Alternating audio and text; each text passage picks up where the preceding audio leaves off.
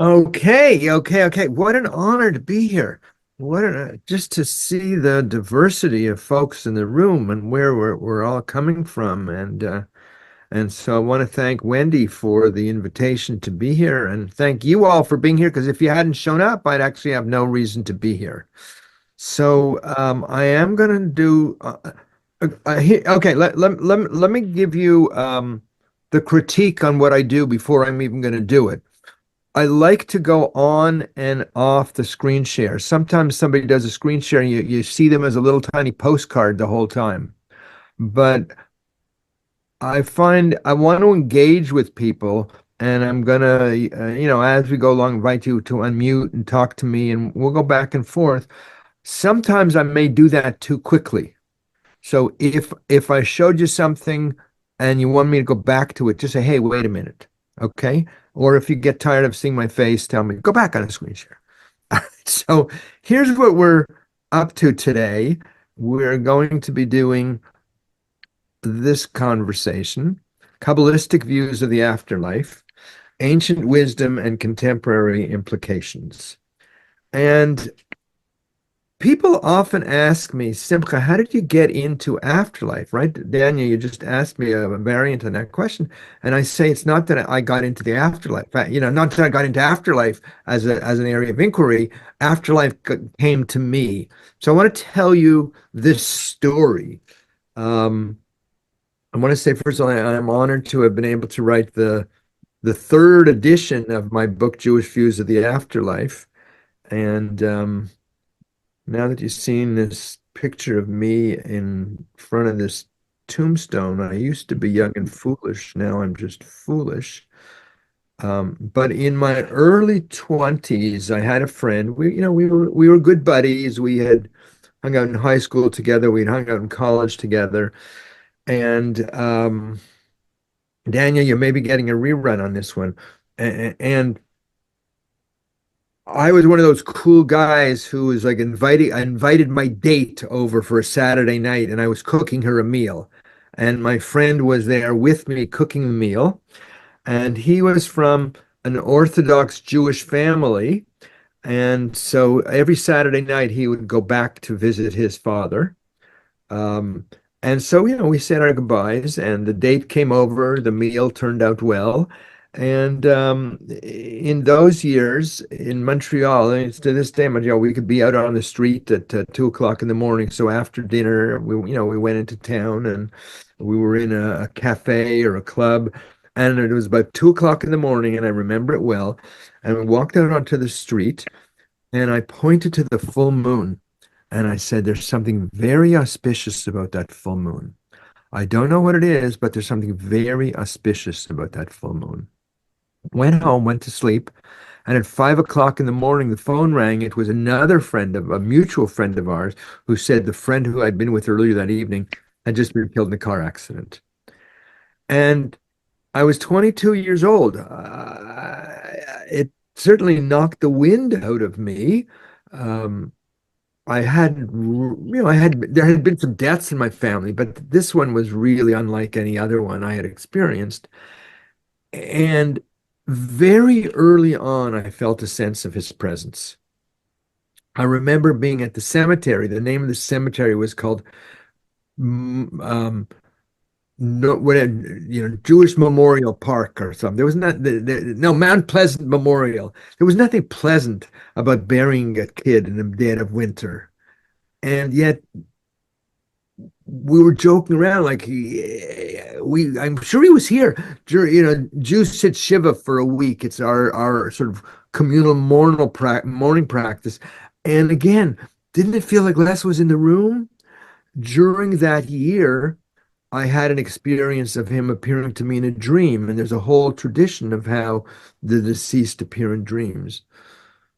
But when I began to look within my own tradition, there was almost nothing there. Now, I'd already had an honors degree in religious studies, so I knew about the Tibetan Book of the Dead, and I knew about afterlife and Native American tradition. I was, I was sort of pretty religiously adept for a 22-year-old kid. I was about to go and do a master's degree.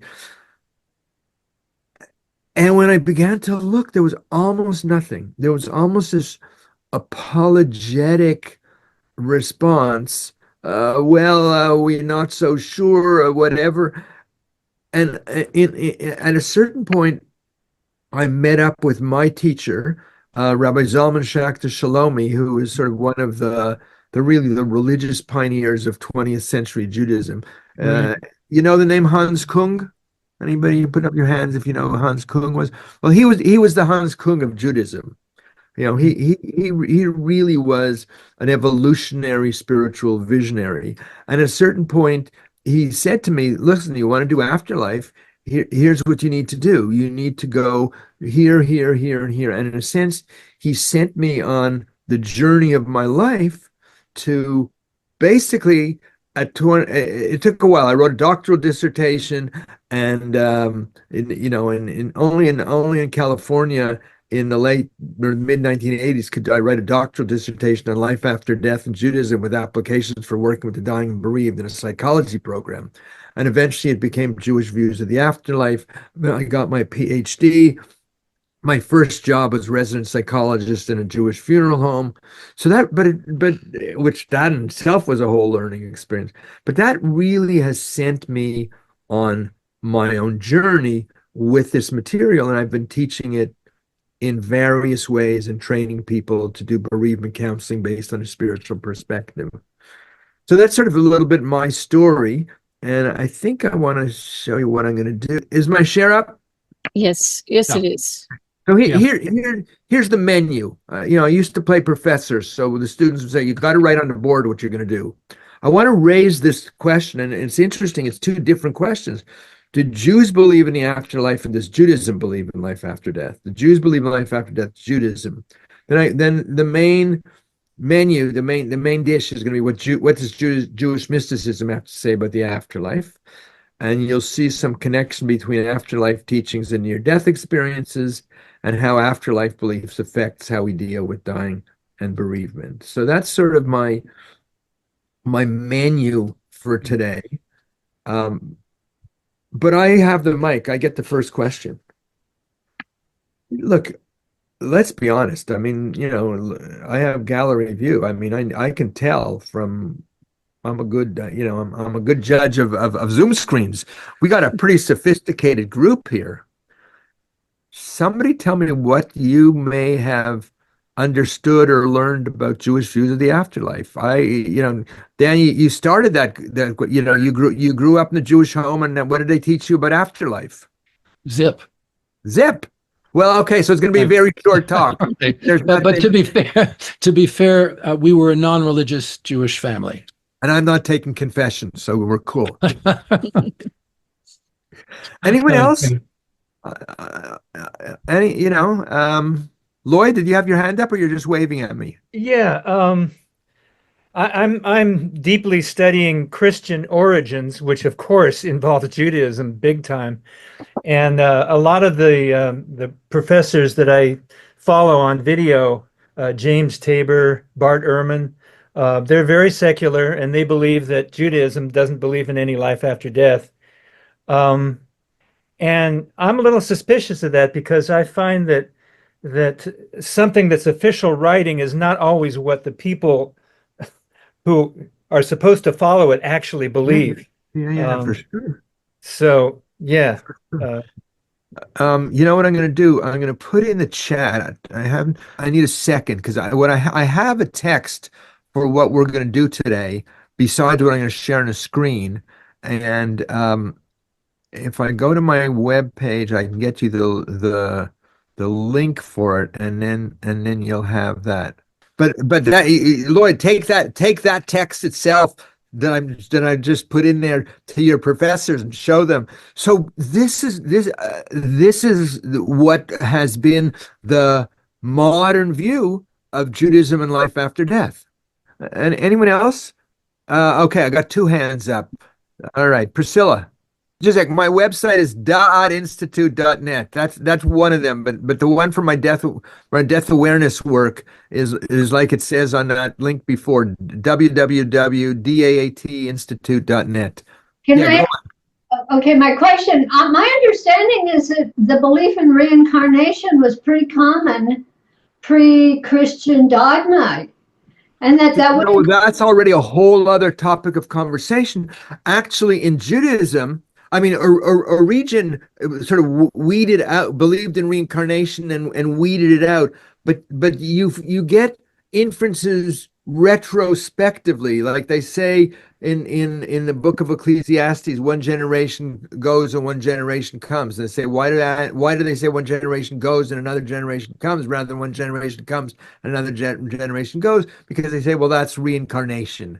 But in terms of textual study, it doesn't really show up until around the 12th century. And I'm going to land a little bit talking about reincarnation, but I see you got hands up. I have a feeling we're gonna have no problem here going back and forth with each other today. But I'm gonna keep my eye on the goal. Sometimes this is not what I want. Hang on, give me just a second. This is not what I want to share. Oh, we didn't even do a blessing for Torah study. That's okay. Here's what I want to say. How many of Wendy, will you be my reader? I love to hear an Australian accent, and it'll go really well with some of the Dante material. Okay. What would you like me to read this? Yeah, please. Judaism celebrates life and the living. It dwells on life here rather than on the hereafter, as other religious faiths do. Life is precious, the here and the now. Oh man, that Australian accent is just so perfect. Okay, so put up your hand. How many of you heard a variation on that? Mm-hmm. Okay, as your Jewish scholar in residence today, I want to tell you it's true, but it's only half true. What's true is that Judaism does believe in life and the living. Judaism never hypothesized that the other world beyond was better than this one.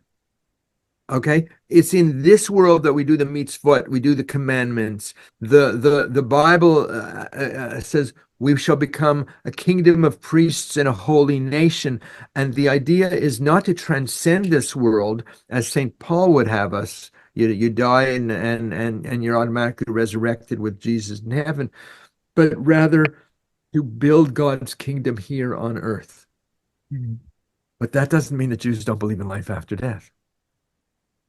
Yes, we believe in the life and the living, but the notion that Jews only believe in the life and the living is a misconception of modernity.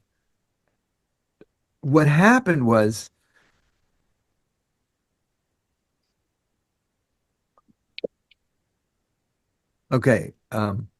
in the pre-modern Jewish world, there was never any question of a belief in life after death. In the world of Isaac Bashevis Singer and the Hasidic masters, there was never any question. Even, look, Fiddler on the Roof is an afterlife story. It's a piece of Jewish folk culture of pre-modernity that is, if you look on YouTube, it's in Korean, it's in Hindi, it's and it's about spirit, the deceased grandmother coming through from the other side. But that doesn't mean, again, what happened is Jewish teachings on life after death were lost to the historical flow of modernity. Daniel, this is why nobody taught you that. Because when the Jews migrated, they left behind the old stuff. Here, I'm going to give you a couple of slides and I'll go back off. A question while we're on this, and that is, didn't you mention in your course that in very modern times that the Holocaust gave further... Good. So let me hear. Yeah. Some of the reasons are the rationalism of the Enlightenment. The German Jews called Judaism a religion of reason. Okay. Freud influenced 20th century. He said all religious beliefs are illusions and insusceptible of proof. So he said human beings invented spirits and ghosts standing in front of dead bodies. And after the Holocaust, Who wants to think about 6 million evolving souls? So that's the context before we're going to go into I want to say the meat of the matter, but in case there are any vegetarians, we can call it the tofu of the matter. We want to look. So I want to both. As you see, I did my homework. I prepared my set of slides from my trip to the Caribbean, and I have been accused of having the Zen of Zoom. I have a lot of fun creating these multi imagistic fades. I have a special one I created for y'all today that's coming up soon. But anybody, so the first part of this talk is, what do Jews believe in life after death? What the issue, if you ask the question, do Jews believe in life after death? Some do and some don't, because secularism is a legitimate point of view. I have friends who are rabbis who are secular, which is a whole other topic of conversation. That's why you have a lot of like Yiddishist culture and political activism that's sort of Jewish expressions that are not religious. But does Judaism believe in life after death? There was never any question in the ancient times or even the pre-modern times. So my teacher, Rabbi Zalman Schachter Shalom, said, oh, you want to go here? You need to go back, back, and back. Okay, one more question, and then we're going to go forward. Anyone else? A comment, a question? I know I don't get you all at once, but I'm trying to, do this as interactively as we can. Okay, so then,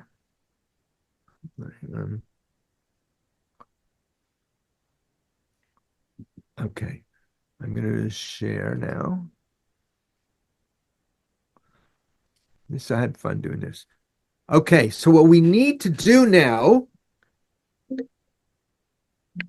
is time travel to 12th century Spain.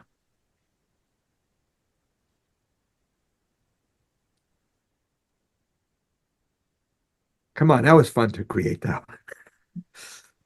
So from the 12th century on, a branch of Judaism known as Kabbalah really expands.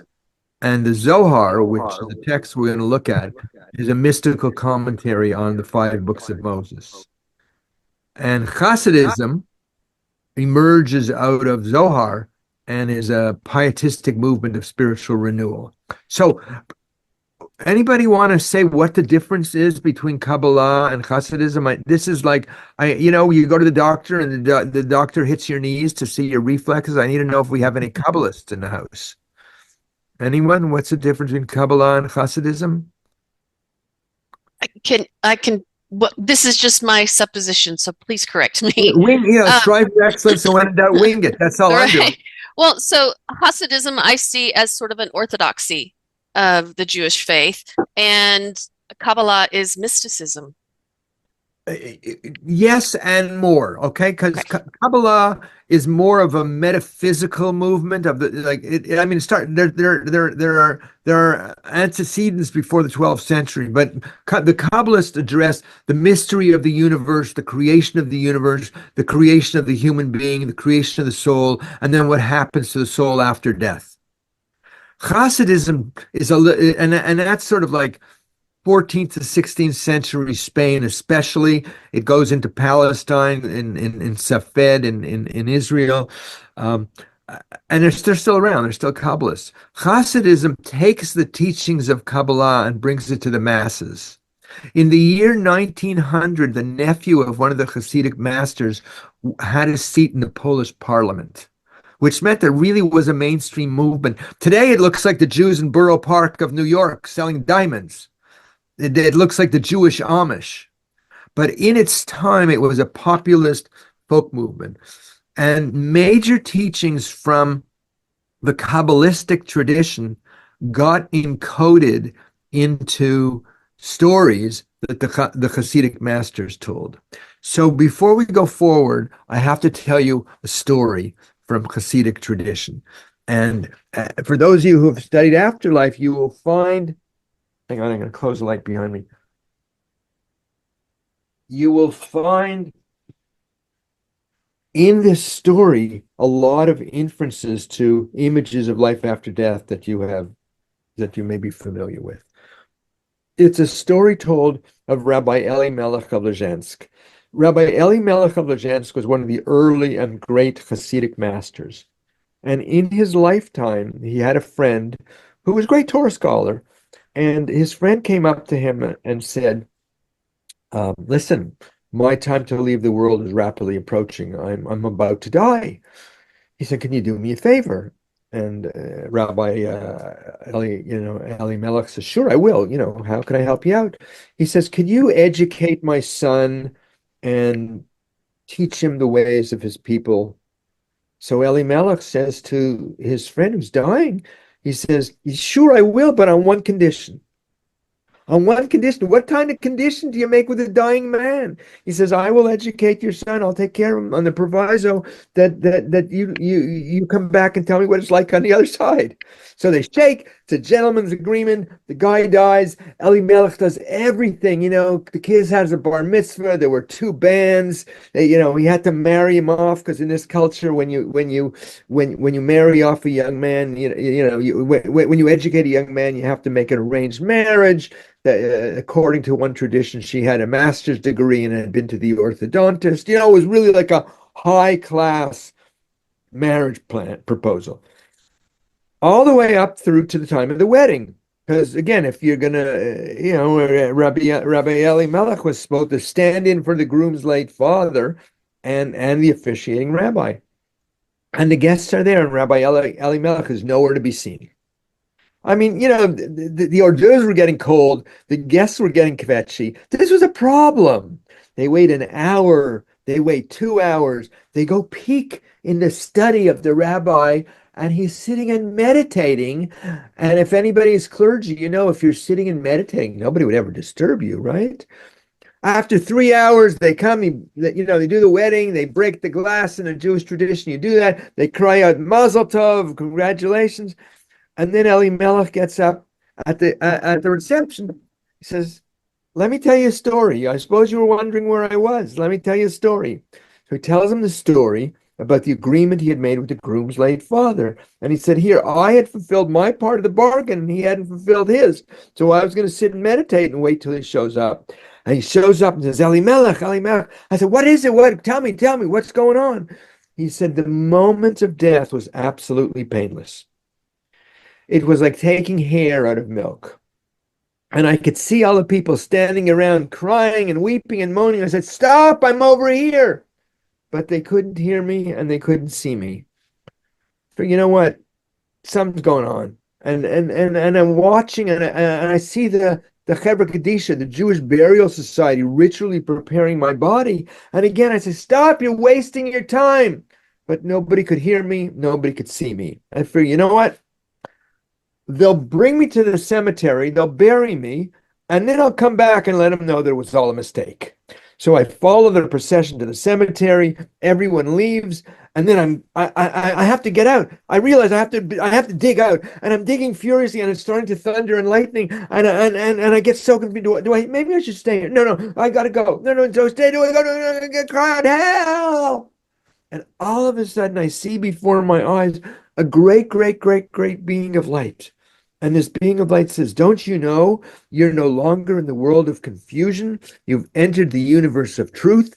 And instantly I could see a panoramic vision of every single deed I have ever done in my life. And I'm to stand for judgment. And the judgment comes down that basically, I've been a God-fearing man. Basically, I tried to serve my Creator. So I don't enter into Gehenna, purgatory. The footnote on that is there's no eternal damnation in Judaism, but we'll get to that. But I could have more fully served my Creator. I could have more fully lived my destiny. So I don't enter into Gan Eden, the heavenly Garden of Eden. So what's going to happen to me, I say? So what it is I'm assigned a resting place in between Gehenna and Gan Eden. Where on one hand, I see the torments of the underworld of Gehenna, and my soul is purified and cleansed of defilements. And on the other hand, I see the lofty heights of the heavenly Garden of Eden, and my soul aspires to higher and higher levels of being. and there I stay.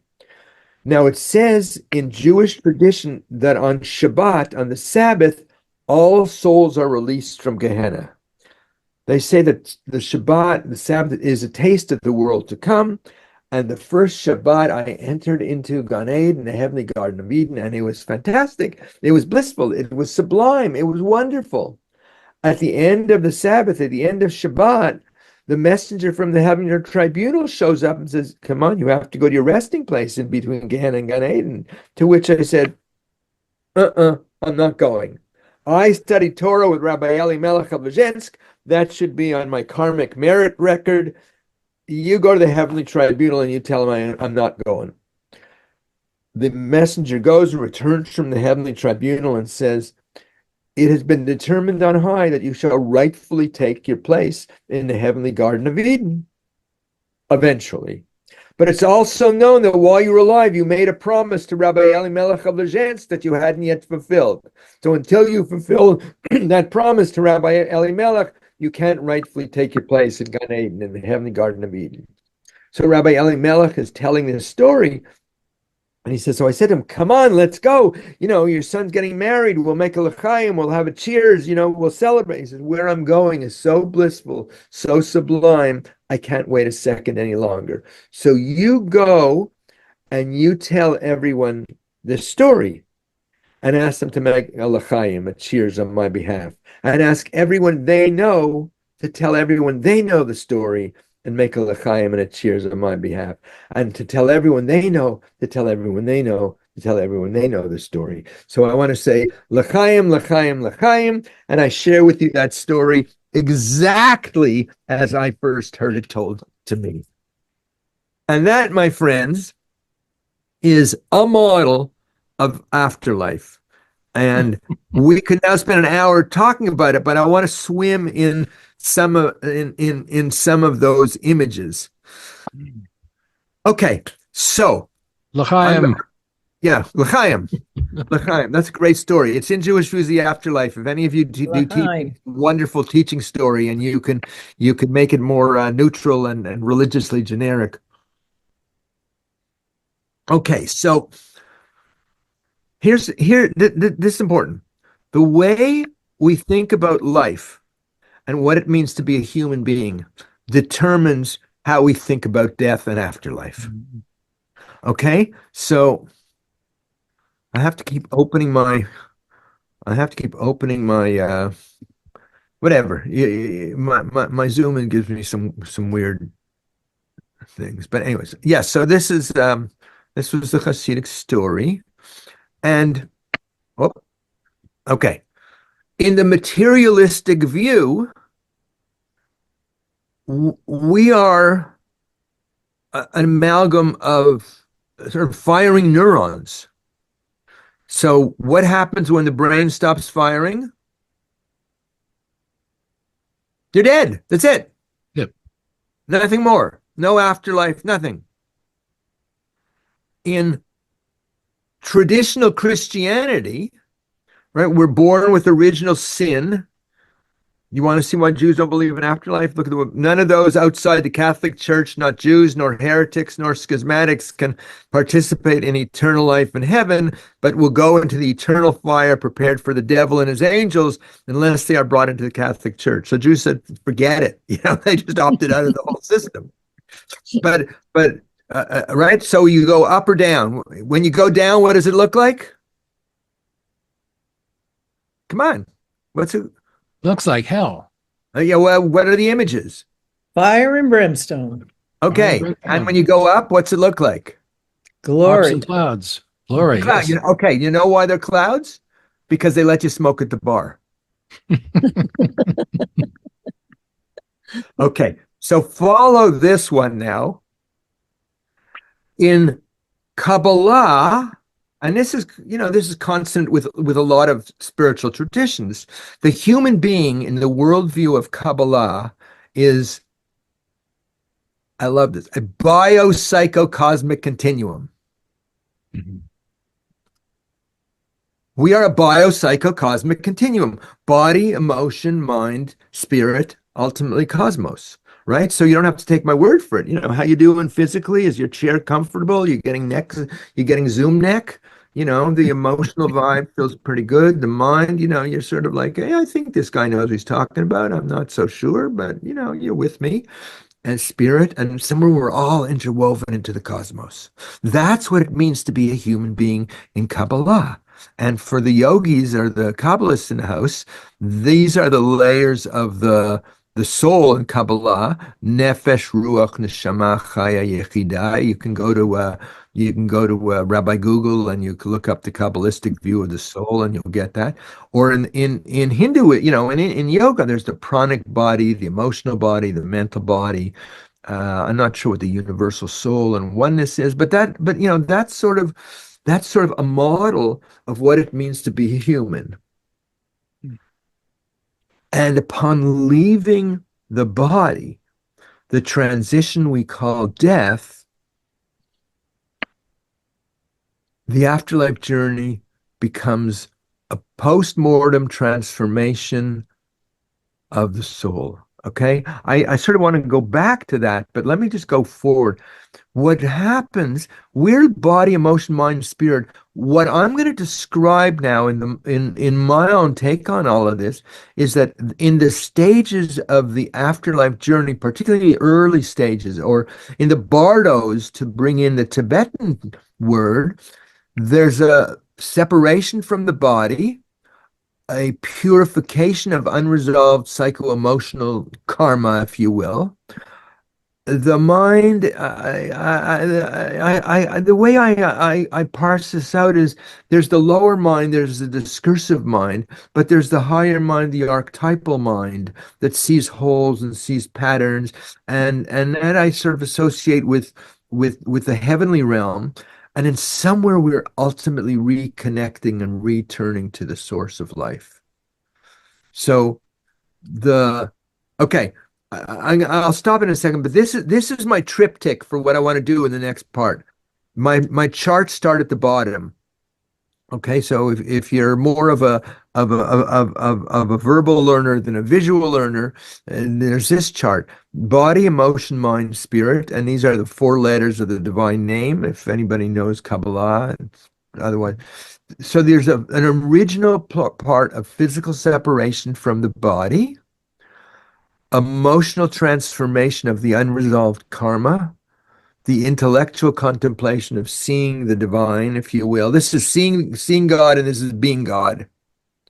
So, as I will show you, it also corresponds with Jewish death rituals. You're going to get a Jewish death rituals 101. And here, look, there's 3 stages. There's 3 bardos, post-mortem bardos in Tibetan Book of the Dead. The Chikai bardo, which is a physical separation. And the Chonyid Bardo is the peaceful and the wrathful deities. I put that for these 2 realms, and then the Bardo of rebirth. Okay, so that I'm going to keep coming back to that chart, but that's where I'm going with you. I want us to follow the triptych. My kids can't read a map anymore. They all have that on GPS. But remember, when you used to get a triptych when you were going on the road. I mean, most of you are nodding. I see a lot of you live too long to die young. Okay. What we're going to do for the next little while, let's see. I'll put that back in.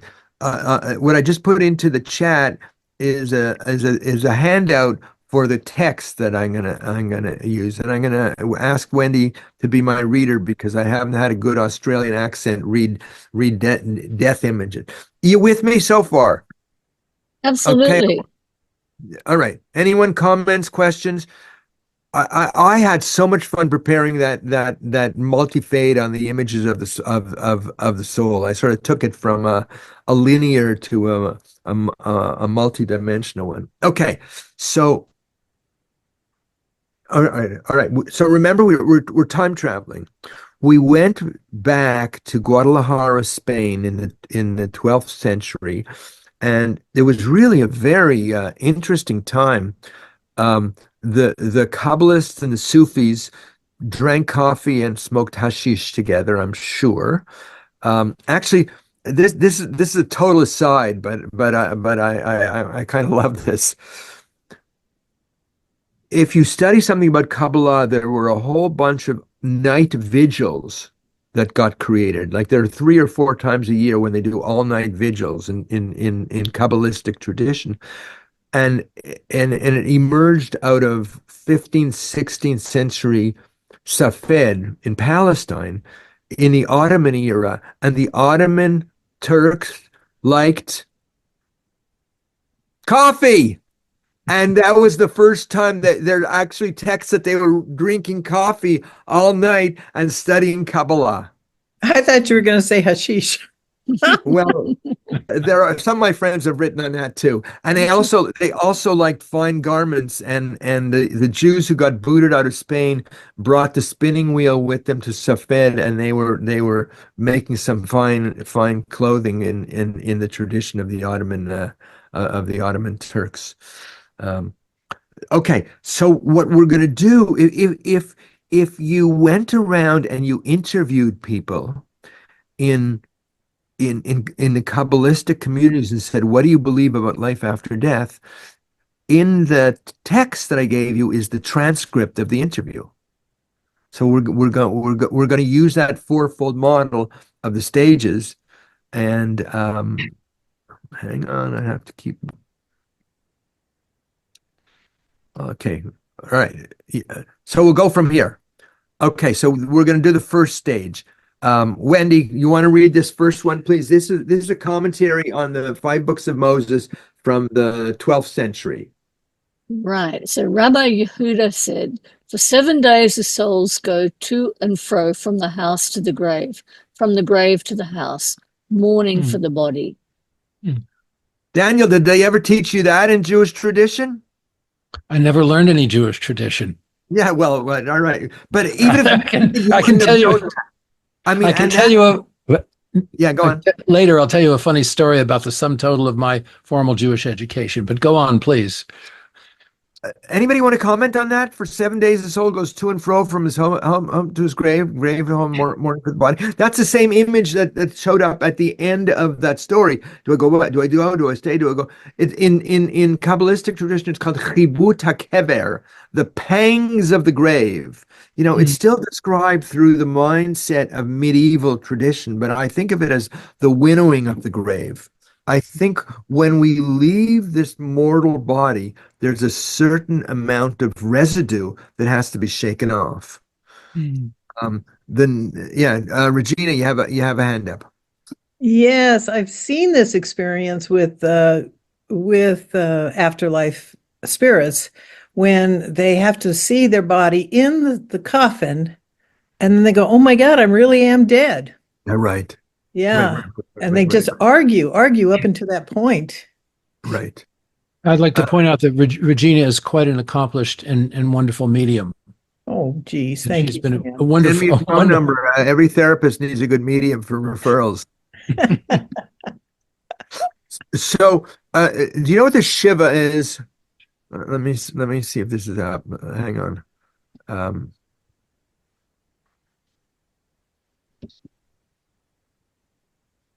Okay, share. Well, while you're doing that, Reb, simply, I have a general question. Oh, okay. Go ahead. The Shiva is a 7-day, it's more like 5.5 day of communal mourning.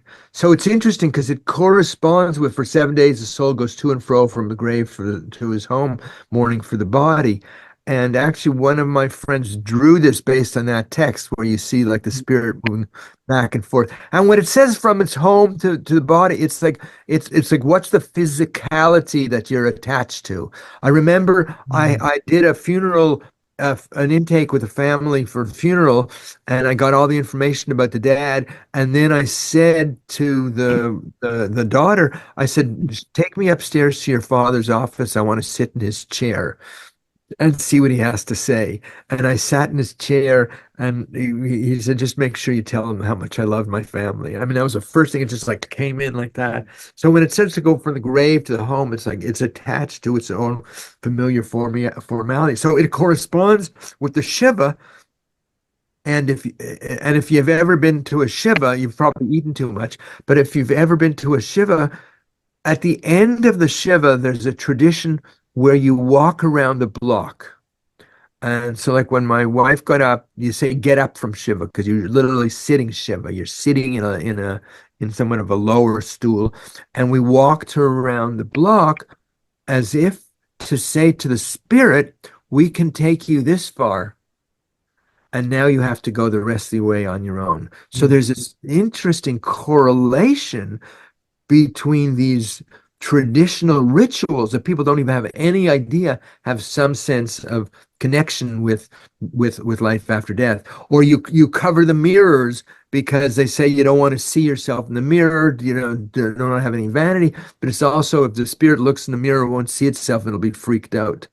So there's this whole early experience of connection between our practices and that early 3 day, that early period of time. There's an intermezzo. I mean, I'm speaking to the choir here. There's an intermezzo phase before the spirit is able to move on. And as a bereavement counselor, it's very helpful to let people know that. It's like, hey, just be aware, watch out for synchronicities, keep your mind and heart open. What's the conversation in your mind and your heart with your father, with your mother, with your sister, with your brother, with your husband, with your wife? Lloyd? How ancient is the ritual of Shiva? Well, you know, in a lot of Jewish practices, they ground it back in Jewish tradition. So, like they say after the flood, Noah sat Shiva for the world for 7 days.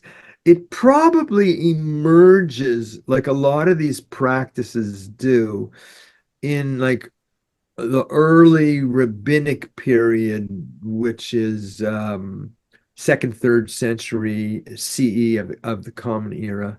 But you know, and all this stuff gets standardized in the medieval period. Now, the medievalists were very good on setting laws and rituals in place. So, but there's some indication that it may, you know, late biblical. I think that's a good possibility. You know, but it wasn't necessarily everywhere. You know, there might be some textual inferences to that. Yeah, thank Anything you. else?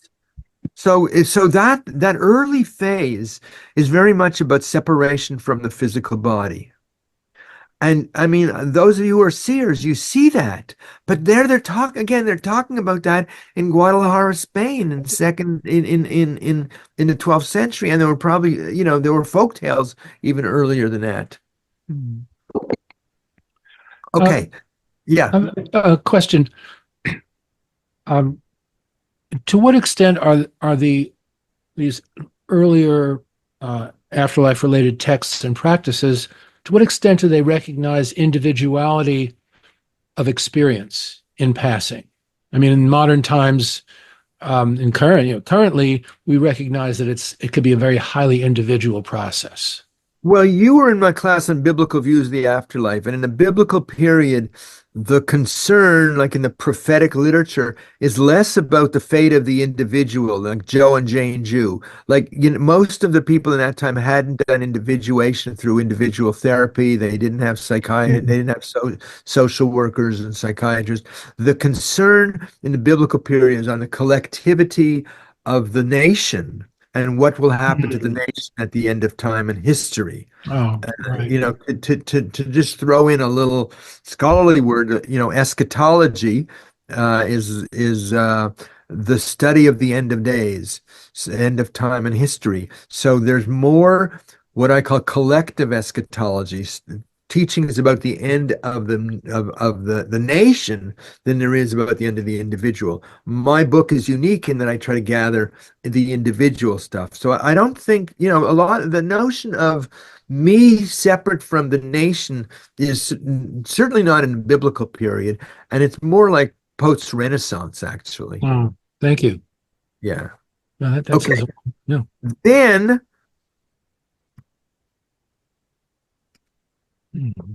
after Shiva, share. Oh, then there's a series of deathbed visions. Okay, so there's the familial beings, the mythic beings, life review and judgment, and the dissolution of elements. So this is what we're going to do another whole piece on the connection between afterlife and near-death experience teachings. Again, somebody, Wendy, have I burnt you out yet? No, still that's okay? fine. Rabbi Sherman said, "Have you seen today the image of your father or your mother? For so we have learnt that at the hour of a person's departure from the world, their father or mother or other relatives gather round, and they see them and recognize them, and likewise all with whom they had associated with in this world, and they accompany their soul to the place where it is to abide." How's that for 12th century? Right? I mean, who was speaking?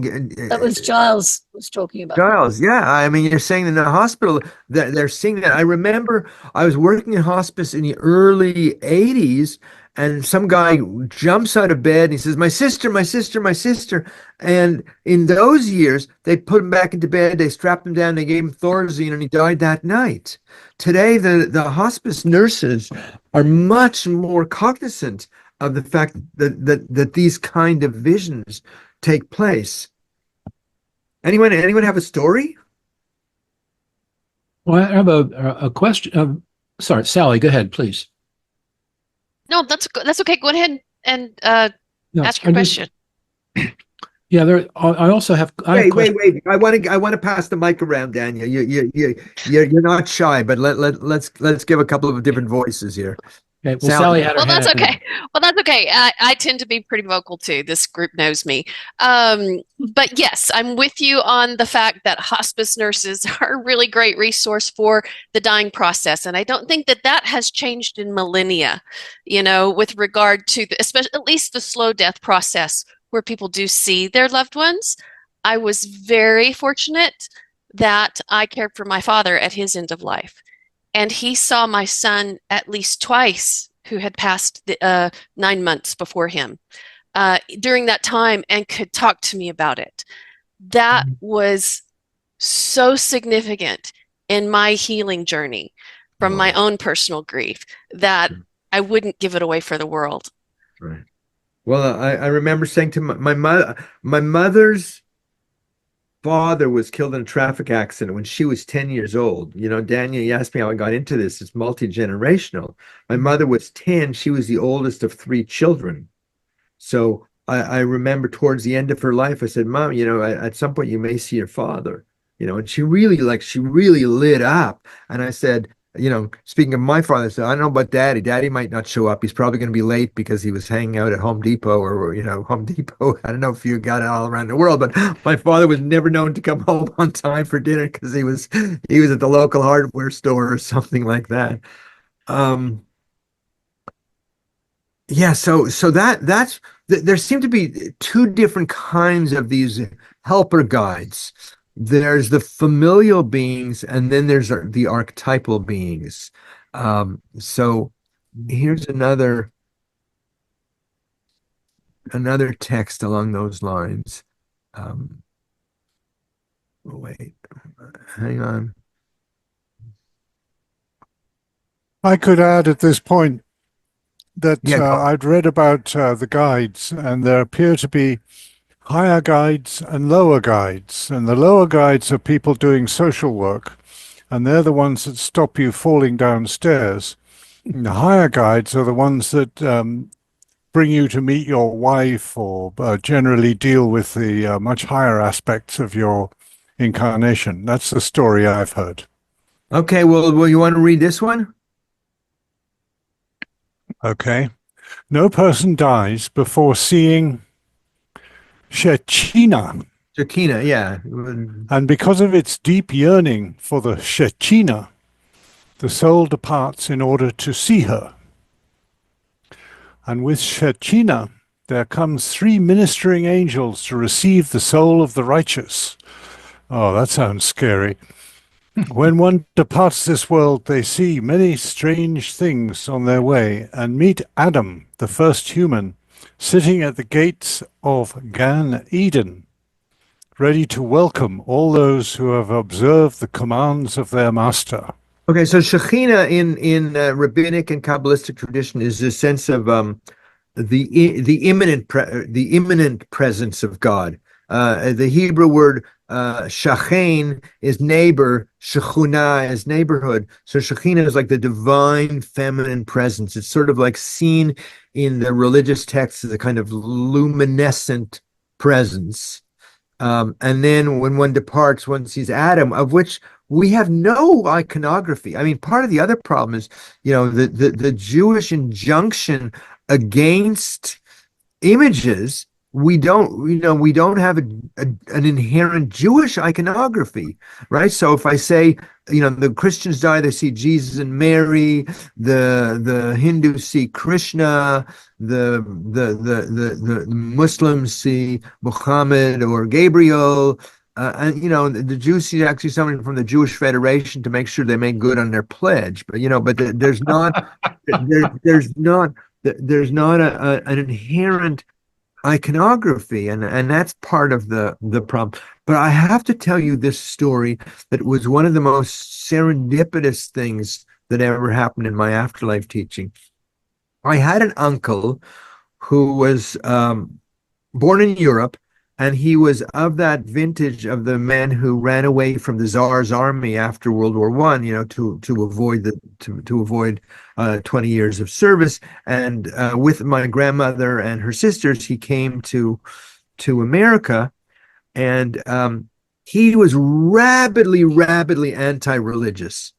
I mean, is this the same as Shekhinah? Yes, it is. It's just the pronunciation. He was rabidly anti-religious. One time I wanted to light a candle and do a religious ceremony in his house. He said, get out, I don't believe. He literally wanted to kick me out of his house. I said, relax, I'll put out the candle.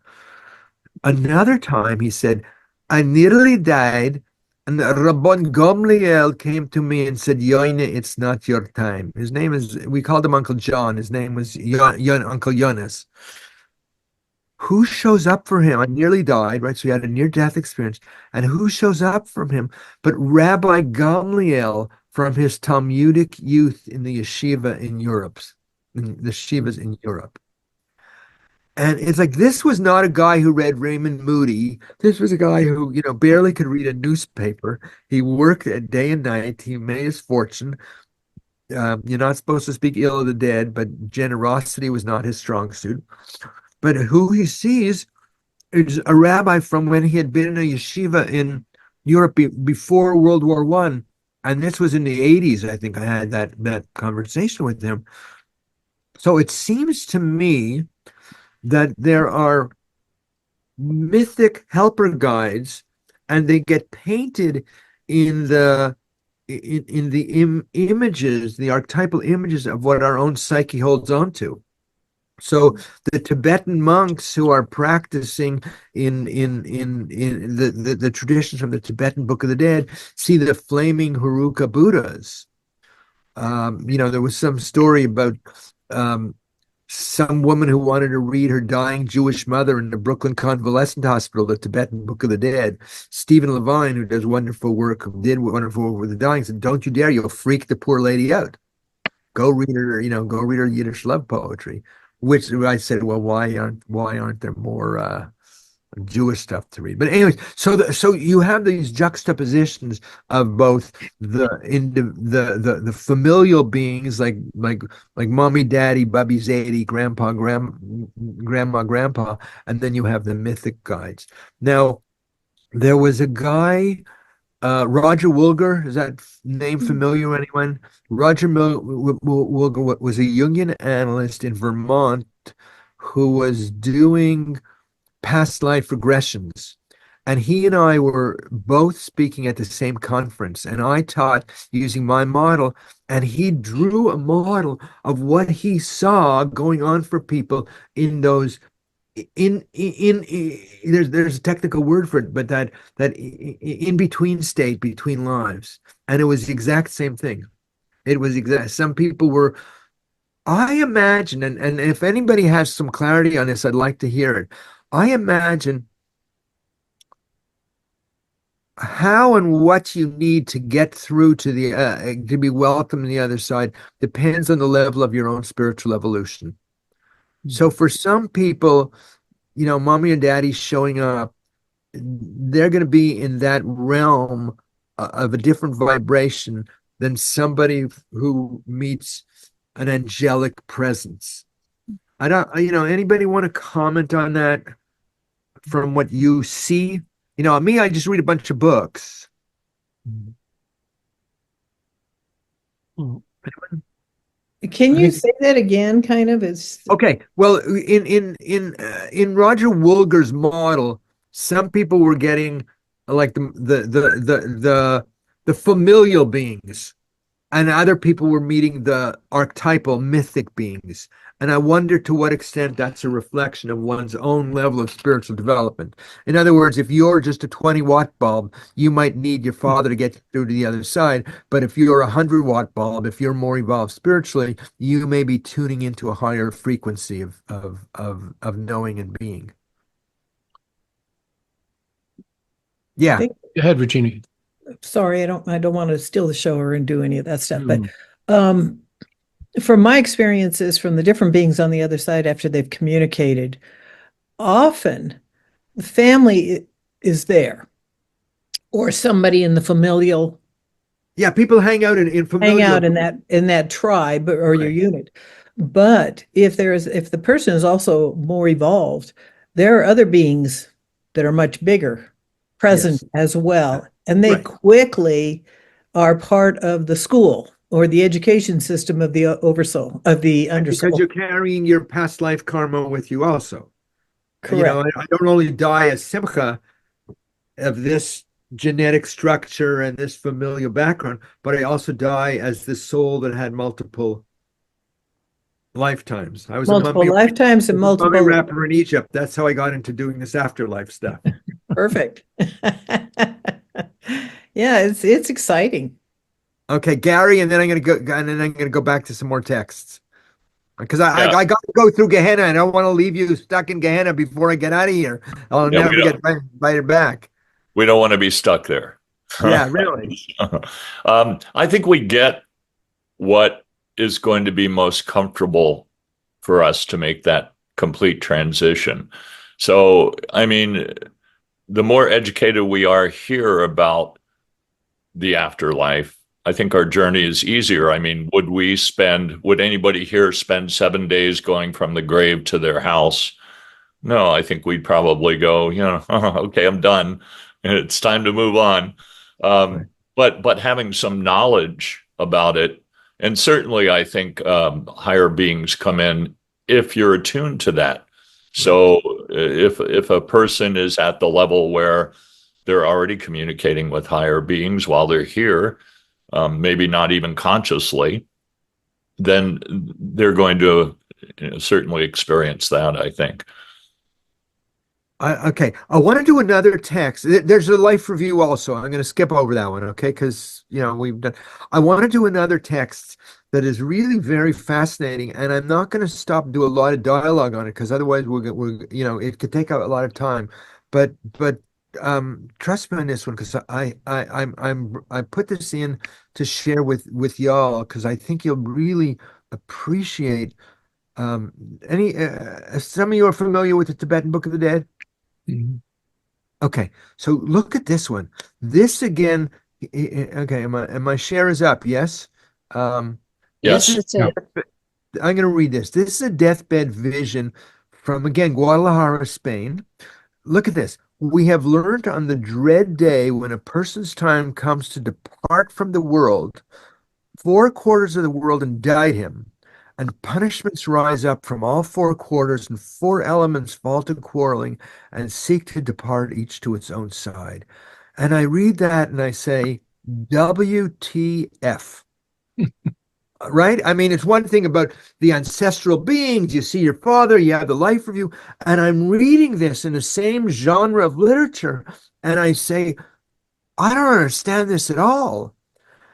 But I had already done a bit of reading on the Bardo teachings. So it says, life depends on the interaction of four elements, right? The essence of earth is flesh, the essence of water is bodily fluid, the essence of fire is bodily heat, and the essence of air is breath, right? That's sort of the four elements. And the dying process begins with the dissolution of these elements. And again, I don't exactly understand how this works, but there seem to be both objective and subjective visions, like stuff that somebody can see going on in the room, and subjective, something that the person who's dying sees. So the element earth is dissolved and is absorbed by the element water. This is accompanied by the experience that everything is falling apart from great floods. You will not be able to stand because your strength is fast disappearing. And then the second phase, water dissolves and is absorbed by the element fire. You experience the sensation that the entire universe has been flooded with water. And during this time, those around you perceive that your face and lips are drying up. You feel extremely thirsty. When the third element, fire, dissolves into air, you experience the inner subjective experience that everything around you is burning. And objectively, people see that the heat from your body will go away. And finally, the element air will begin to dissolve into consciousness itself. When this happens, you have the experience that all phenomena in the universe are being blown away by the winds of a great storm. You hear a grinding roar. And then finally, the air is distinguished. We have learned on the dread day that when a person's time to come to depart from the world, 4 quarters of the world indict him, punishments rise up from all 4 quarters, and 4 elements fall to quarreling and seek to depart each side. And I say that our medical technology doesn't have a clue about the inner transpersonal dimensions of the dying process. Because you walk into a room and their body is a limb. They feel cold, and then the breath is extinguished. And then I read from this 12th century text, and I say, wait a minute, we don't really know what's going on. I mean, some of you might, right? but again, that's one of those texts that really said that the ancients understood the inner dimensions in ways that our psycho-spiritual, psychophysical sciences are yet to understand. And stuff with Carillion photography and some of that stuff, I think will ultimately push the boundaries of our knowledge of science. Anyone want to comment on that? Because I got to get you in and out of Gehenna, like I said I would. Okay. It was not a fun text. I mean, Priscilla. It sounds like mythology to me. Well, but look at the psychophysiological component that goes along with it. Yeah, it's a good story. All right. Well, I like to tell a good story. Let's continue the story then, okay? Let's continue the stories because I want to go back to my triptych. And here's my triptych, right? So then eventually this ends. And then another whole process we call in Jewish tradition Gehenna. It's emotional purgation. Now, well, let me stay off screen for a minute. No, I want to go back on it. So if somebody comes up to you and kicks you in the shins and spits in your face, right? So it's my friend Joe. He kicks me in the shins, spits in my face, and 6 months later you come up and you say, what happened to Joe? I said, Joe, did I ever tell you what happened with Joe? I'm still so pissed. What's my point? Emotions persist long after the initial point of contact and initiation. And while we're alive, we're very good at repressing emotion. Okay, we actually really are. So you go to sleep, you have a fight with somebody, and then you wake up the next morning and you have a pain in the neck because they're a pain in the neck. Your lower back hurts because you feel unsupported, or as Louise Hay say, you get a bladder infection because you're pissed off, right? What's the point? Psychosomatic medicine would say we carry emotions in our physical body, and it seems to be, at least my hypothesis is that in death there's a certain amount of, I keep schlepping this term karmic from Indian tradition, but there's a certain amount of karmic residue left over that we need to process. And so I want to share and this one, the Australian accent is going to work really great, but you got to give it a little bit of schmaltz because this is the Jewish Dante material. This is a different genre of literature than the Zohar. Go. Okay, there are 5 kinds of punishments in Gehenna, and Isaiah saw them all. He entered the second compartment, and he saw 2 men hanging by their tongues. And he said, "Oh, you who unveils the hidden, reveal to me the secret of this." He answered, "These are the men who slandered, therefore they are punished." He entered the third compartment, and he saw there men hanging by their organs. He said, "Oh, you who unveils the hidden, reveal to me the secret of this." And he answered, "These are the men who neglected their own wives and committed adultery with the daughters of Israel." Okay, first of all, if your uncle Frank is dying in hospice, don't go read him this text. Okay, but it has a very good pedagogical function, and that's what I want to explain it to you. First of all, there's a genre of literature called midah keneged midah. The punishment fits the crime. So you sin by your tongue, you hang by your tongue. You sin in sexual impropriety, you hang from your sexual organs, like that. But here's the the key to open up stuff like this. Teachings on religious literature, teachings about afterlife in religious literature are not literal. They're symbolic of states of consciousness. The fundamentalists would have you believe it's all very literal. When I would drive, my son went to school in Indiana in the States, and I would drive from Bloomington, Indiana to Indianapolis, where the airport was, and there was a sign I would meet all the time that said, "Avoid hell, repent." I always pulled my car over to check my GPS just to make sure I didn't take the wrong turn, right? You probably see some of those in Georgia also, Sally, right? And so the fundamentalists would have you believe that hell is a state of a geographical location, but it's really a state of mind. So to go back to that, to go back to that text, what would it be to have what they call in the 12-step programs a fearless moral inventory, where you look at yourself in the mirror and you might see your life with some clarity without defensiveness, and see all the times that you shot from the lip and were verbally abusive to people you loved. It might feel like hanging from the tongue. What would it mean to look at your life story and see times where you acted with impropriety in your intimate relationships and you hurt those that you loved? It might feel like hanging from. So suddenly what we have here is eschatology equals psychology.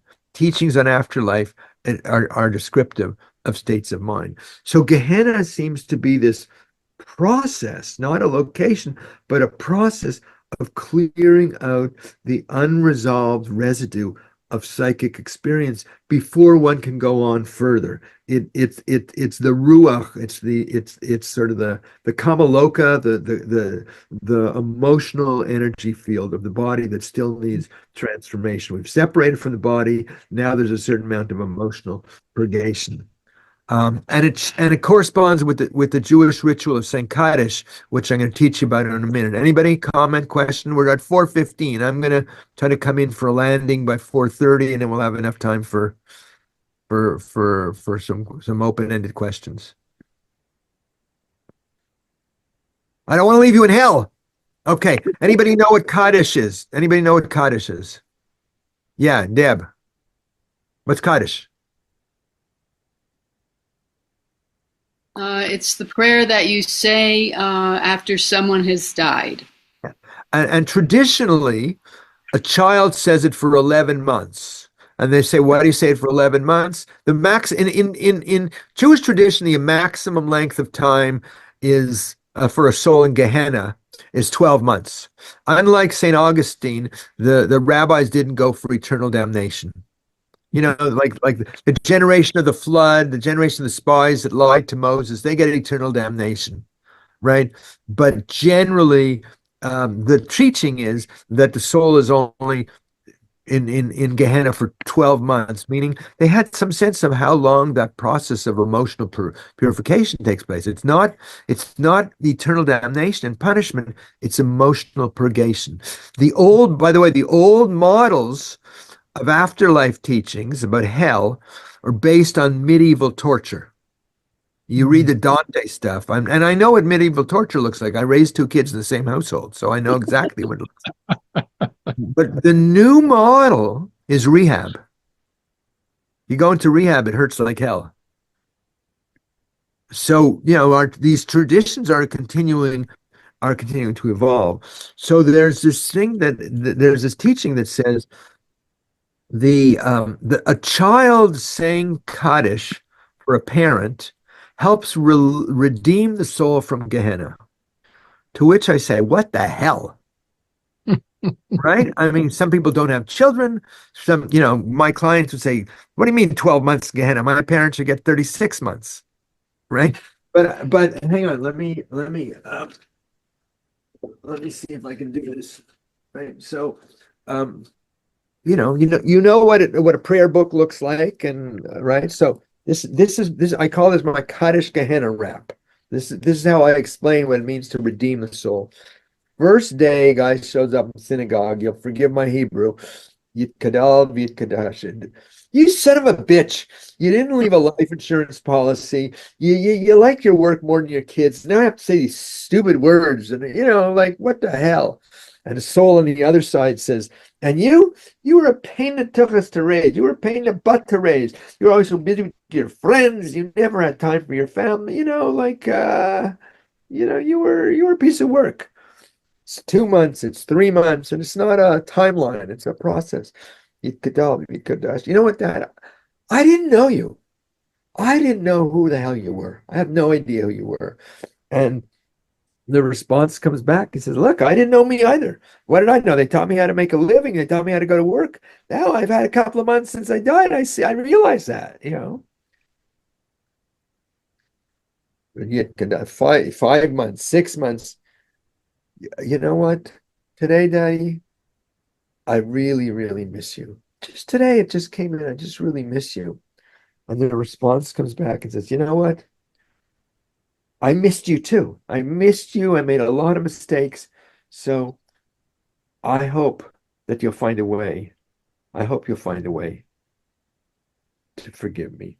8 months, 9 months. You know what, Dad? I've been thinking today, I never heard you say I love you. I'm trying to find my way to love you, but I never heard you say it. And the response comes back and says, yes, I loved you, and I didn't know how to say it. You're right. But I want to say I love you, and I hope you can find a way to forgive me. And it's the last day of St. Kaddish. You say it for 11 months, and then you sort of enter the community, return to the community. Because, you know what, Daddy, today I want to say, I love you and I forgive you. And the response comes back and says, look, take what I gave you and make the best of it. And if you can, let go of the rest of it. And I bless you. And is that redeeming a soul from Gehenna? I don't know, but that's the psycho-emotional dimension that people go through. What I say to people doing bereavement, when I'm doing my bereavement counseling, is what's the incomplete conversation you need to have with your parent? And you know what it usually is? I never heard you say, I'm proud of me, or forgive me, or I forgive you.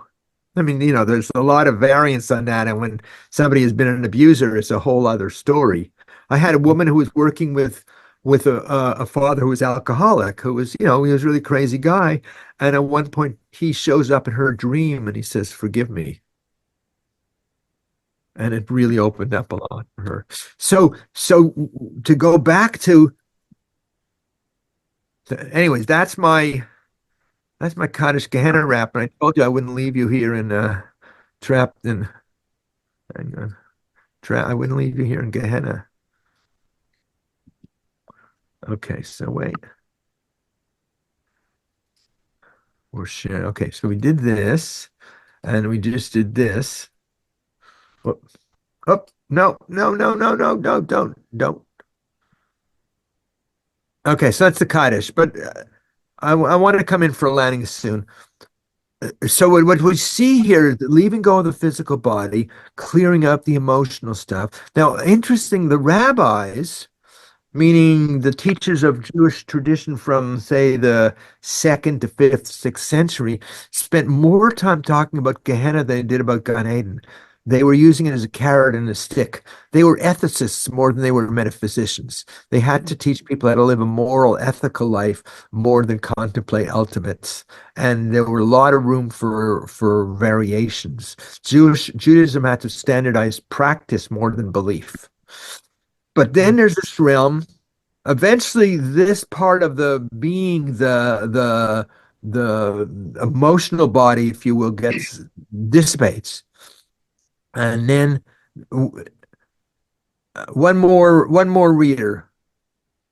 Wendy, you still got this one. Okay. Gan Eden has 2 gates of carbuncle, of 60 myriads of ministering angels keep watch.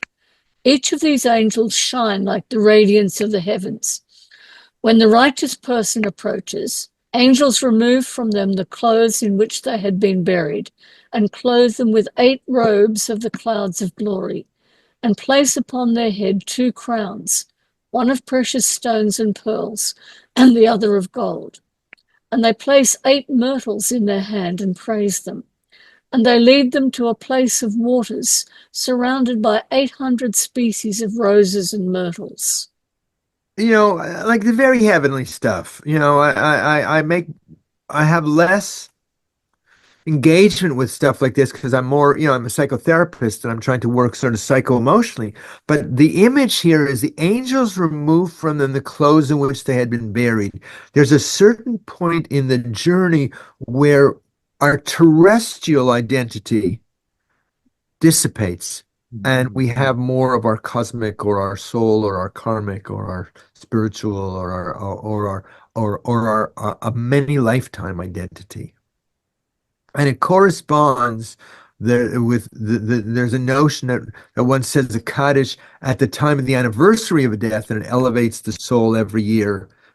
Our memorial mass, if you will, helps connect the soul higher and higher. The point is that our rituals and our practices keep us in touch with those beings on the other side. It's not just that they got buried 16 exits down on the freeway and we don't see them.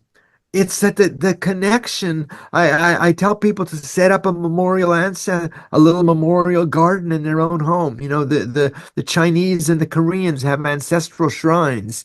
We don't have that as well. Okay. And then I'm going to just do this other one. In some cases, the Garden of Eden is the end of the journey. Okay. In other texts, there's another realm. It's called Tzror HaChaim, the source of life. So if this is seeing God, this is being God. And we have memorial prayers done 4 times a year. I'm going to shorten this because I want to come in for landing on this.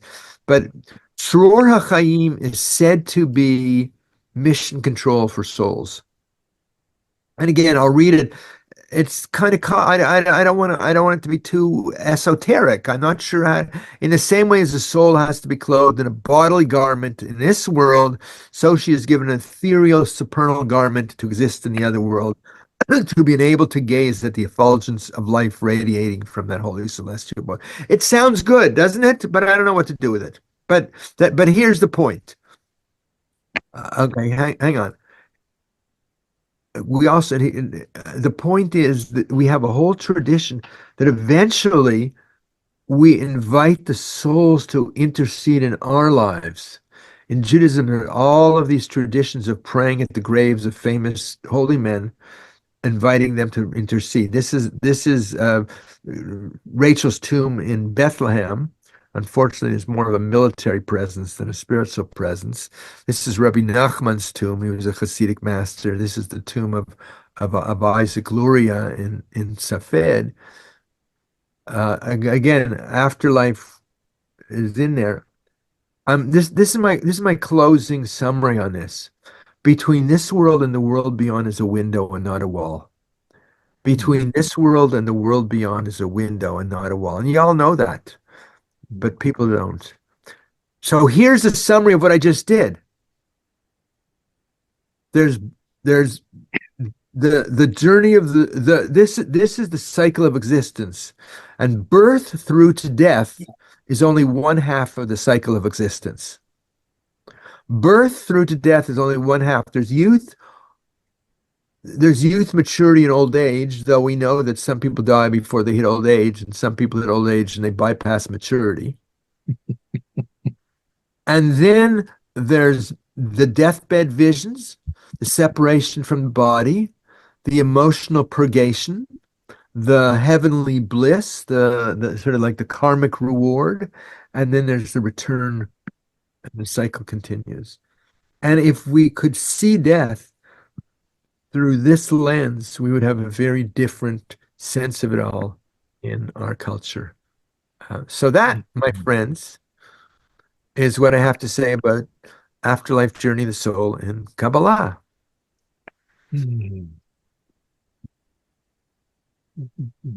Wow.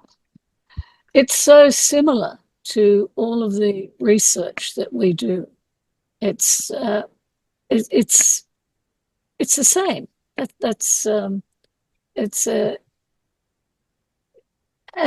I love the rituals. I love the way the rituals just work in to support people through that. Right. Beautiful. Here, let me just let me just show you this one more, which I didn't show before, but it fits in with what you just said, because I also did this superimposing the Tibetan traditions on it. So you have the bardos of the waking state, dream state, meditation state, and then you have the three different bardos: the dying process, the peaceful and wrathful deities, and seeking rebirth. So this stuff is pretty much comparable all around the world. I mean, I originally studied theosophy. I studied near-death experiences. I studied the Tibetan Book of the Dead. My doctoral dissertation, I sort of did some comparative stuff with it. And I am not a seer. I work pretty intuitively with my clients, but you all see this stuff, and yeah, and I think that, to me, the important piece is that we're still in the very early stages of cultural transformations of attitudes towards dying and death.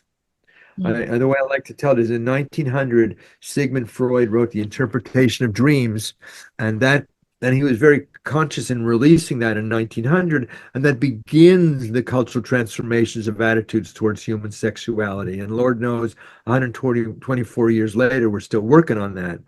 In 1969, Elizabeth Kubler-Ross writes on death and dying, and that begins the cultural transformation of attitudes towards dying and death. And we're still in the very early stages of that.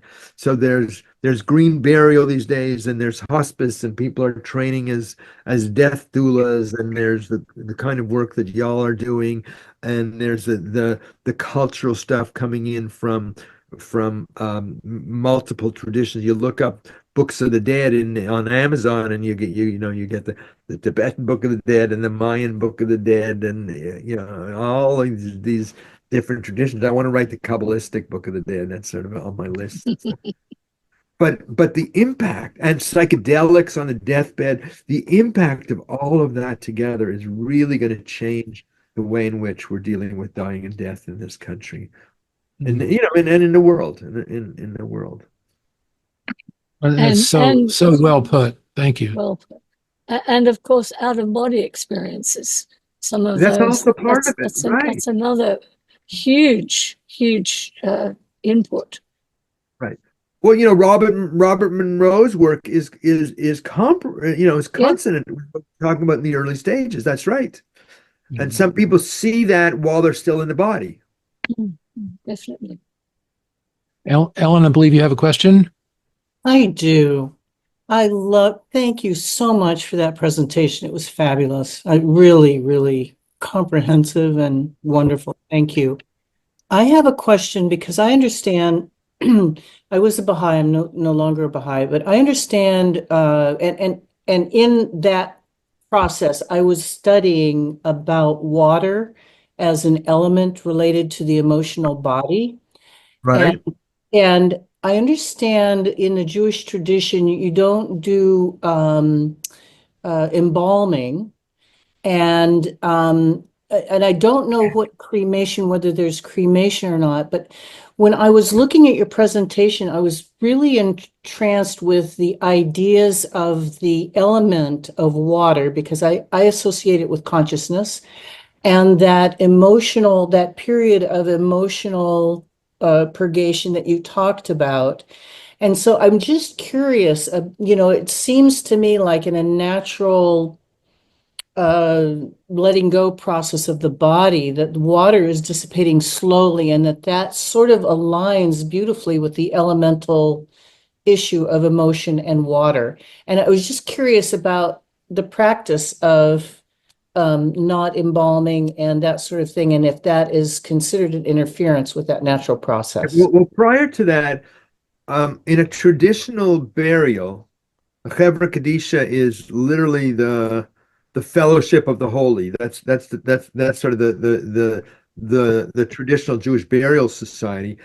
There's a whole ritual process of pouring water on the body in certain kinds of ways. Like you pour from the head down without stopping, and there's a certain amount of water you use. So there's a whole water purification process that is part of a preparation for burial.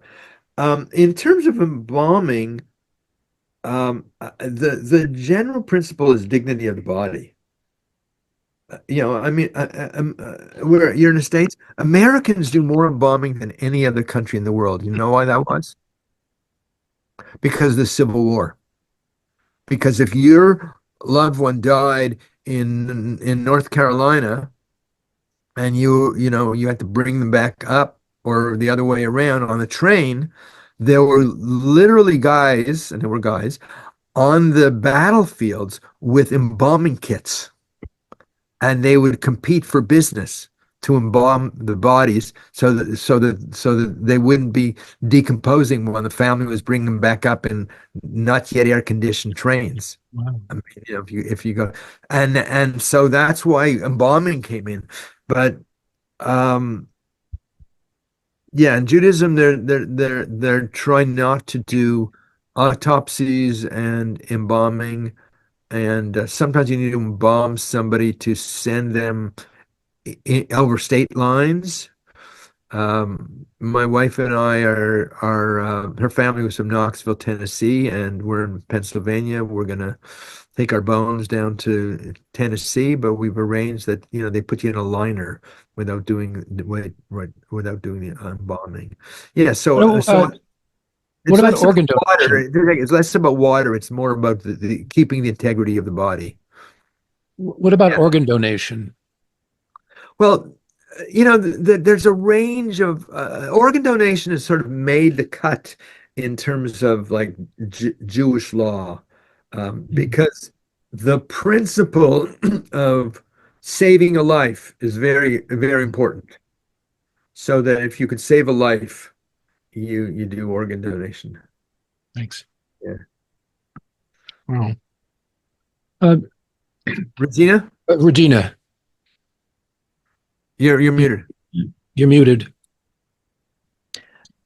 Do they teach this, the afterlife and all this in the Jewish tradition, in the Jewish training, spiritual. Now, one thing I do, like I did with you, what did you learn about afterlife? And then one person said, well, first you leave behind the body, and then there's some emotional cleansing, and then there's the heavenly realms. And I said, where did you learn that? She said, from my rabbi. I said, who's your rabbi? I said, oh, she was a student of mine in my class. So, I feel like um, not so much me, but my work, Jewish Views of the Afterlife. By the way, here's my website, which has my books, and under resources, I have all kinds of articles and YouTubes and stuff like that. Dot Institute. Dot is the Hebrew word for knowledge. It's death awareness, advocacy, and training. So I feel like my work has chipped away at this modernist mistaken view that Jews don't believe in life after death. So there's more written on afterlife than there was, when I first started writing, doing this stuff 40 years ago, there was absolutely nothing. There's more, but still a long way to chip away at that veil that modernity put on the Jewish community.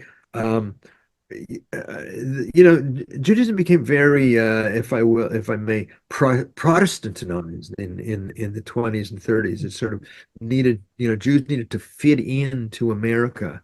And one year I did a talk like this in Montreal, and there were a number of women. There were women who were from Iran and Iraq, and I asked them what they learned about afterlife, and they had all learned this stuff.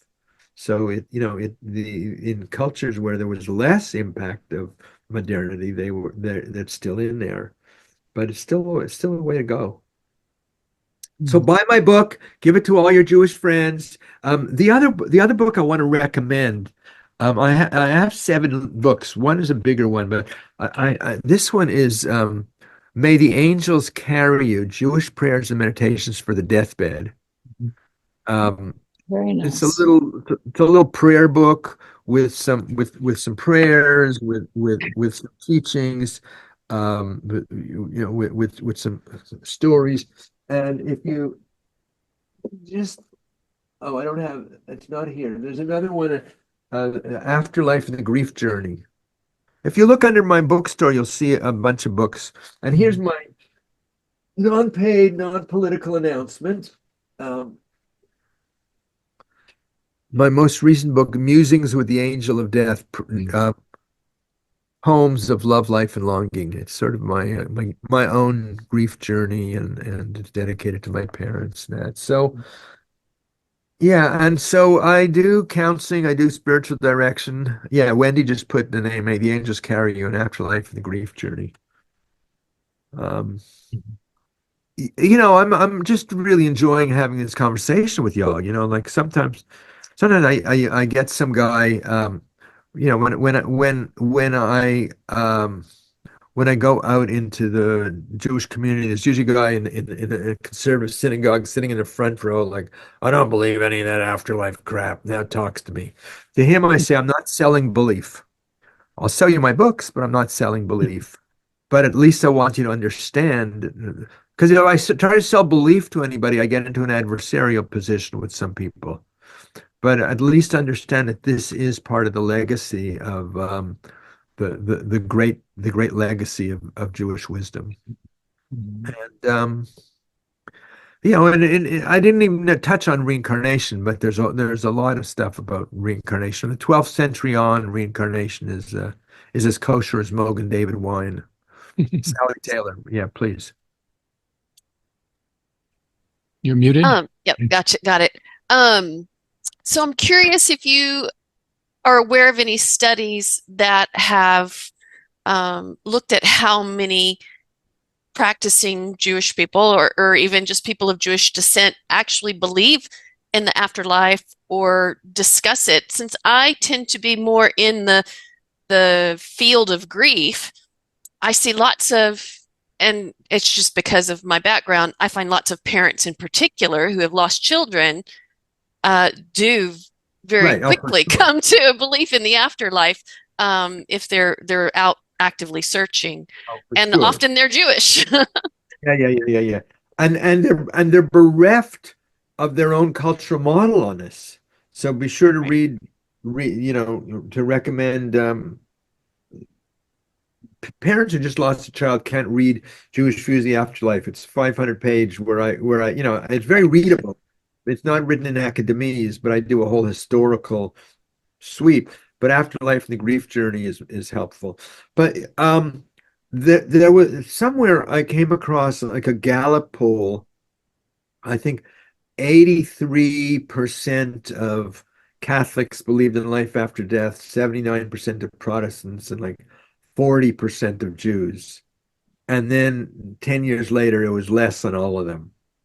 Now that was those are older studies. I don't know what the state of that is today.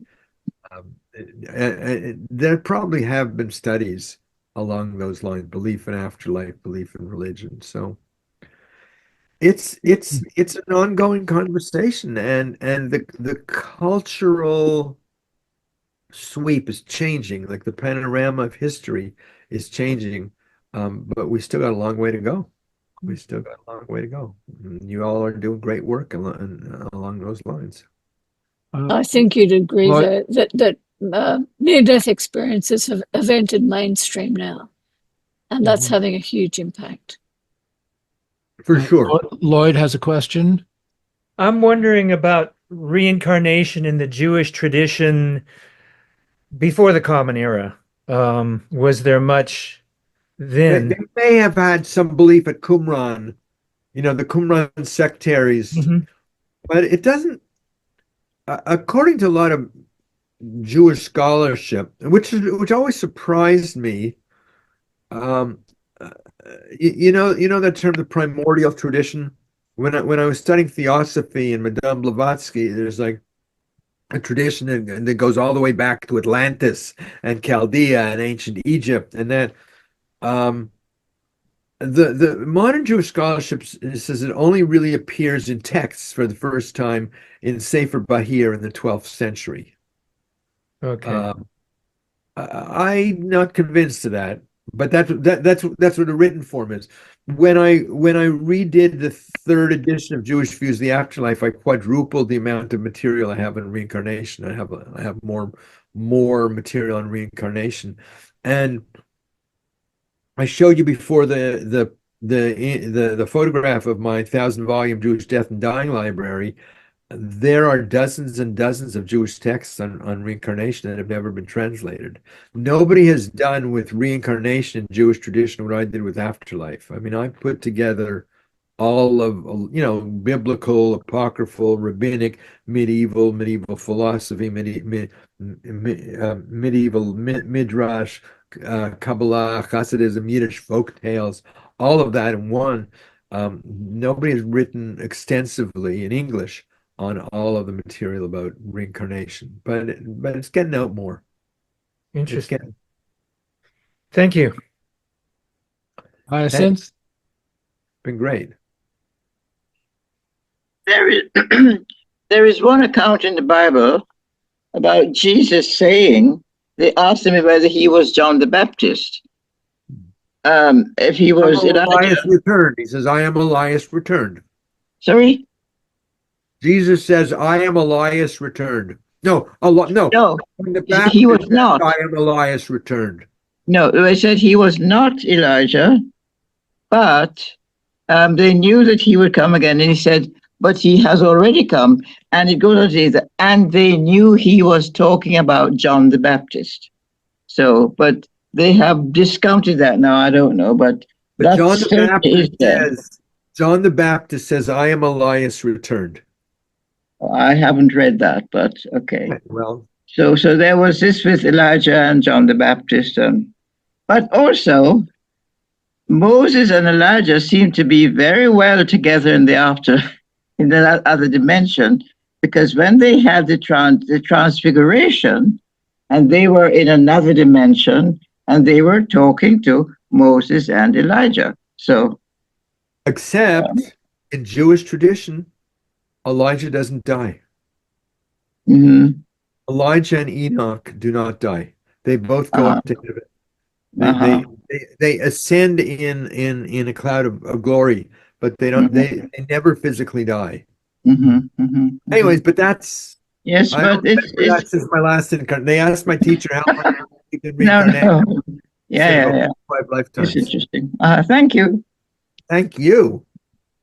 Thank you. Are we almost done yet? Any Oh, more? can I tell you one more thing? I Sure. met a man in Morocco. He was Jewish, and he said he had been walking in the Atlas Mountains, and he met Moses and Elijah, and they told him what he should do to get rid of the beggars around the place. So that I thought was very interesting. Right. Gordon, you're muted. Gordon, you're muted. Okay, hi there. I wanted to introduce into the discussion the 3 books by Rabbi Yonasan Gershom. Yeah, I know Yonason. I know his Yeah, book. there's a lot of reincarnation examples in Beyond the Ashes, often of people that are not Jewish in their current life, but have strong memories of being so in past lives. Holocaust. And it was in that book years ago that I discovered the references to the Kabbalah that you were mentioning.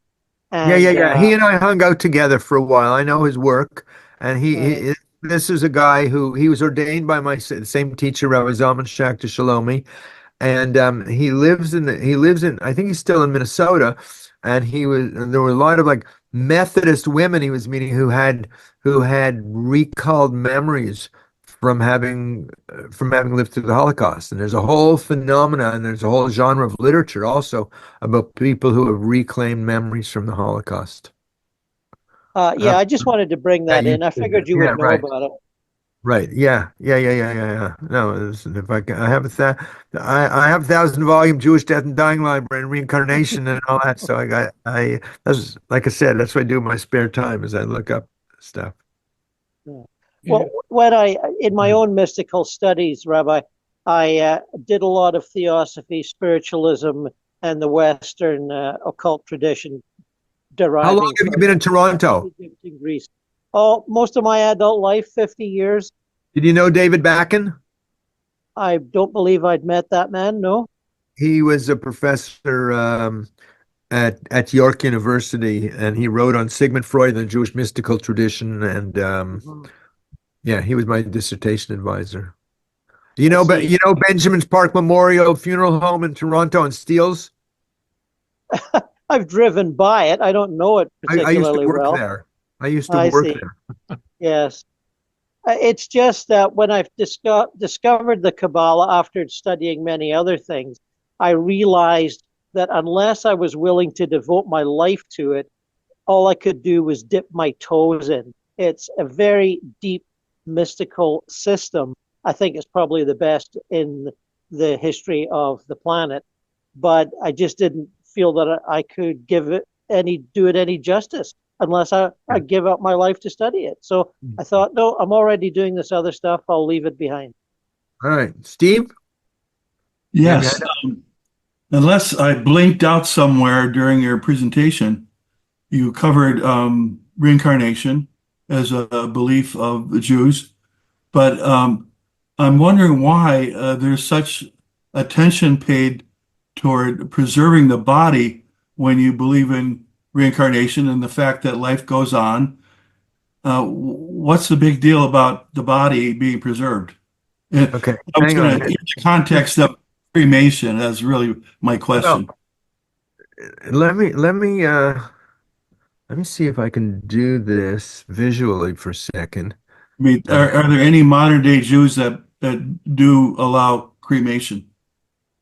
You're asking me two different questions. So It's a more concise question. But hang on. Let me.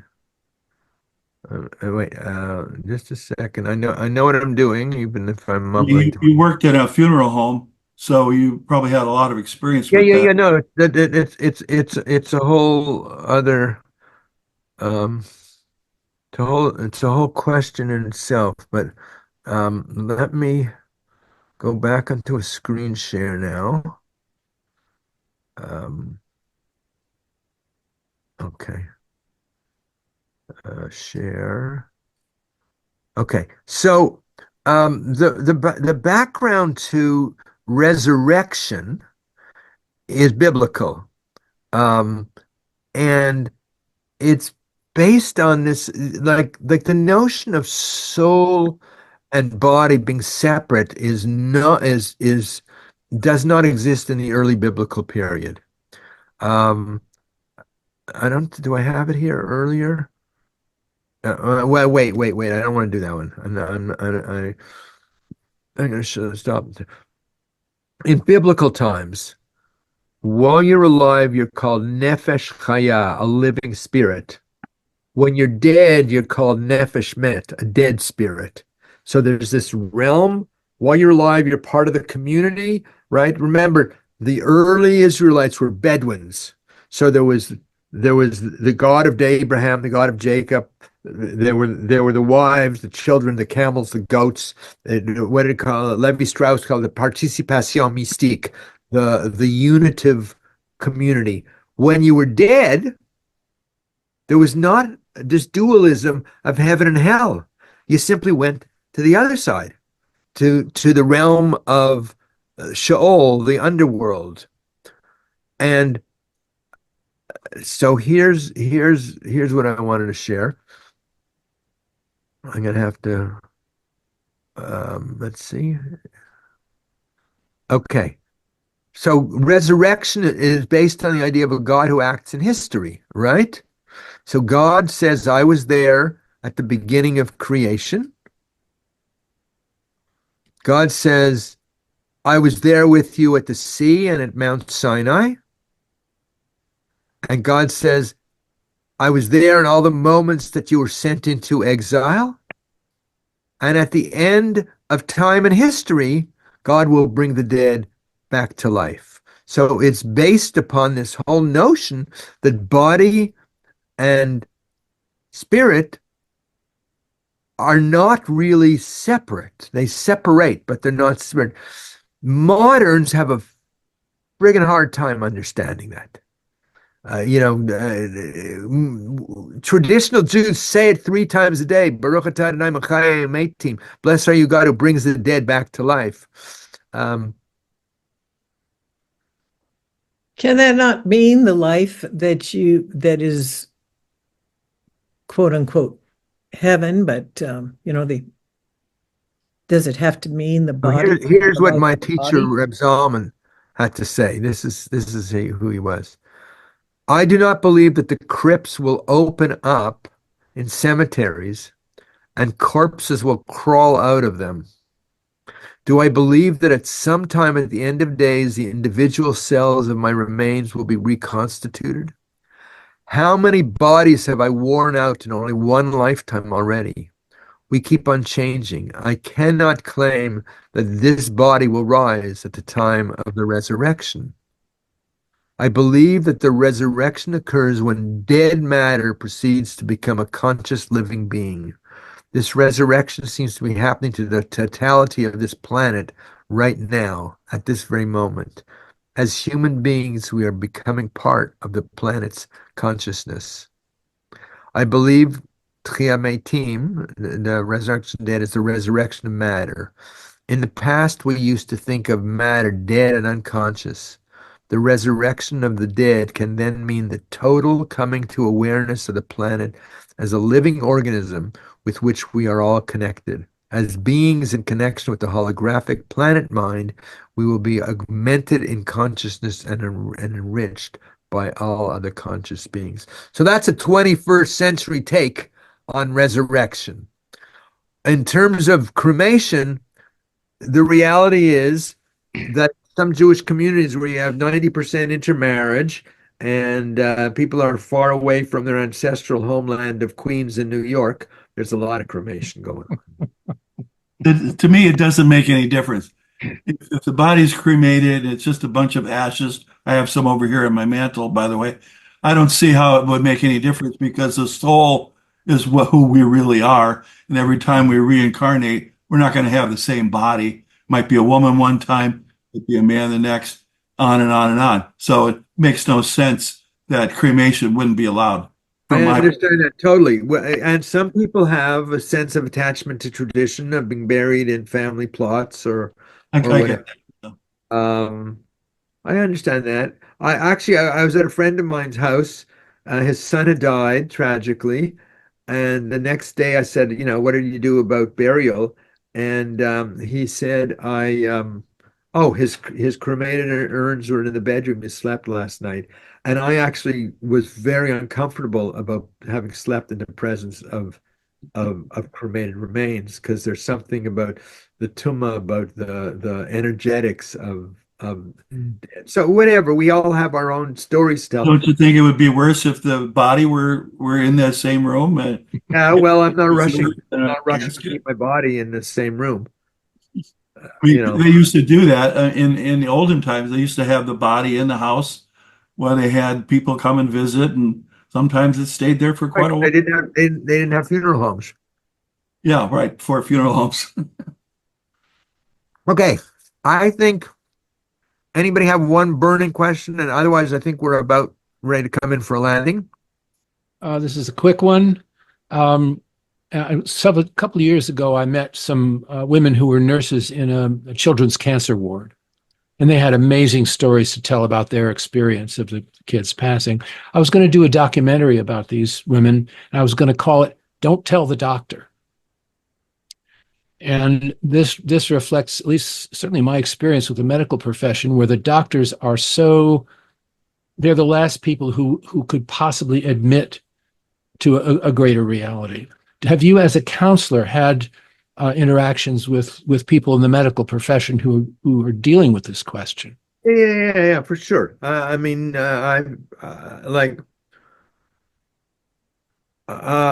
had a client whose husband died tragically, who felt a sense of his presence, and who was seeing a psychiatrist, and it was like, he thinks I'm hallucinating, and it's like, okay, don't talk to him about it. Mm. So here's what I want to say. If you can refer me, I do spiritual direction. I do psychotherapy. You have access to my website. Here's my wife's website, by the way. She does some very interesting stuff too. She has a deck of oracle cards coming out soon called Shina Oracle. And if you need somebody to do a talk like this in your community, you'll know where to reach me. Wendy, thank you very, very much. Send me the link to the recording on it when it's done. I will do that. Well, thank you. You get the last word. Thank you so much, Reb Simcha. It's been absolutely wonderful. I think every single person here has enjoyed it, and we'd love to keep in touch with you. It's just all right. Yeah, I had fun. Knowing that I was dealing with a sophisticated group, I had fun. Oh, you do that like this. That's you had all the bubbles come up. I had fun preparing some of the material I had. Daniel, you'll get somewhat of a rerun on Tuesday night. We're doing this, but I'm looking forward to it. Right. And thank you so much. You're also welcome to join us any Sunday yourself if you'd like to. Now that I know you're around, I'll look and see what might call to me. Yeah. Okay, folks. Look forward to it. Okay. Thank Keep you in very touch. Bye for now. Thank you very, very much.